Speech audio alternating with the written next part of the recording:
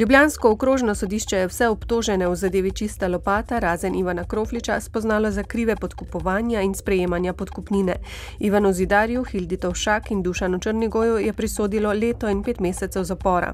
Zidar in Črnigoj bosta morala plačati še 11 000 evrov stranske denarne kazni, Tovšakova pa 10 000 evrov. Tomaž Žibert, ki je bil na kontroli zračnega prometa Slovenije odgovoren za obravnavo ponudb gradbenikov, je bil obsojen na 2 leti in 6 mesecev zapora ter stransko kazen v višini 15 000 evrov. Na seji ekonomsko-socialnega sveta socialni partnerji med drugim razpravljajo o predlaganih varčevalnih ukrepih in izhodiščih za nov socialni sporazum. Predstavniki delodajalcev so pred sejo poudarili nujnost čimprejšnjega sprejetja ukrepov in izhodišč, sindikati so bili zadržani.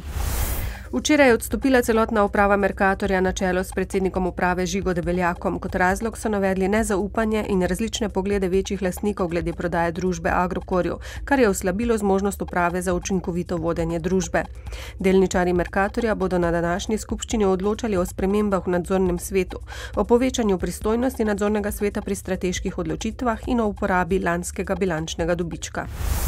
Družba Unior je po nerevidiranih podatkih lani ustvarila 1,31 milijona evrov čistega dobička, medtem ko je imela predlani 2,78 milijona evrov izgube.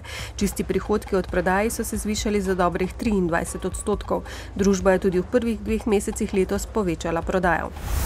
V Sloveniji so se cene življenjskih potrebščin marca zvišale za odstotek. Na letni ravni je inflacija znašala 2,3%. Marčna inflacija je predvsem posledica podražitve oblačil in obutve, ki je bila zaradi končanih popustov in prehoda na spomladansko poletno kolekcijo sicer pričakovana. Davčna uprava bo danes zavezancem poslala prvi paket informativnih izračunov dohodnine za leto 2011. Prejela jih bo približno polovica od dobrega milijona zavezancev, preostali pa lahko izračune pričakujejo v začetku junija. Tisti, ki se z izračunom ne bodo strinjali, se lahko pritožijo najkasneje do konca aprila. Rok za doplačilo dohodnine je 31. maj, preveč plačano dohodnino pa bo davčna uprava zavezancem nakazala 28. maja. Potem, ko je višje sodišče po večletnem pravdanju ugodilo 57 oškodovancem, ki so v letu od 2000 do 2006 neupravičeno plačevali pristojbino za čiščenje odpadnih voda, jim mora sedaj mestna občina Maribor povrniti neupravičeno zaračunane zneske, ki skupaj znašajo prek 41 000 evrov brez obresti. Bomo vrnili, tako kot smo zaradi mojega predhodnika, gospoda Soviča, vrnili 2,5 milijona evrov pobranega denarja Eleso, tako kot smo rešili probleme za 3,5 milijone z Snago, tako kot smo rešili probleme tudi zaradi mojega predhodnika, ki se ni želel pogoditi ali dogovoriti z Akvasistemom in rešili dolg za 9 milijonov, potem še najmanjši problem za mestno občino Maribor, 50 000 evrov za te grezničare. Danes bo še delno jasno z občasno povečano oblačnostjo, v vzhodni Sloveniji pretežno oblačno.